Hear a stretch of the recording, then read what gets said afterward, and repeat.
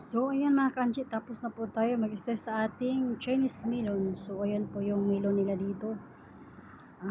Fresh na fresh yung melon nila dito. No, diba?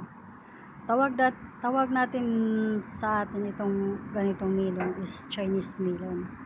Pero sa Arabic, hindi ko alam kung anong pangalan nito. Nakalimutan ko anong tawag nila dito na melon. Kasi lahat naman pag melon, tawag nila dito is go. Yung red na melon, tawag nila dito go.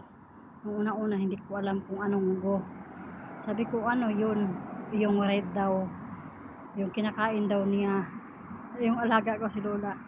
Sabi ko, ano yun? Hindi ko alam. Tapos, yun, tinuro sa akin. Ito yung go. Sabi ko, melon pala. Kaya, yan. Tawag na dito, yellow go. Red go. Go.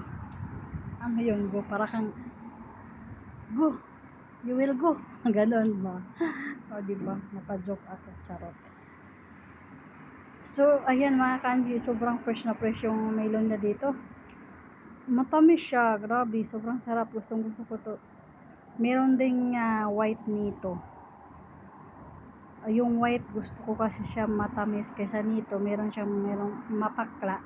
Hindi tulad nung white. So, pag uwi ko, magdala ako dito ng semilya.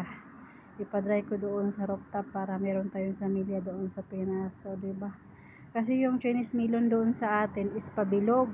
Mayroong maliliit, mayroong pang mas maliliit. Dito sa kanila paoblong, no? Malaki. Kaya magkuha tayo ng semilya dito para may semilya tayo nito. So, pag uwi natin, kasi nag-extend ako ng 1 taon na naman. So, mag-adjust na naman tayo ng 1 taon nito. So, kasi ito para sa future na aking pag-iipon.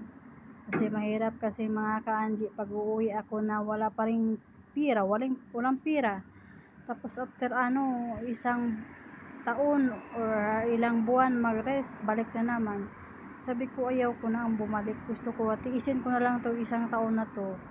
Kahit konti lang yung ipon ko, kahit 50 ganon, 50k. Tapos para matapos ko din yung bahay ko, yung patiles at saka yung last na kisame. Last na lang yung mga yung mga decoration sa bahay, ganon. Yung sa kusina. Last na lang yung at least man lang yung matapos yung kisame at saka itong tiles, okay na yun, pwede na yun. So mga ka-Angie, so yan, tapos na yung slice natin, and thank you for watching, and bye bye, see you next vlog.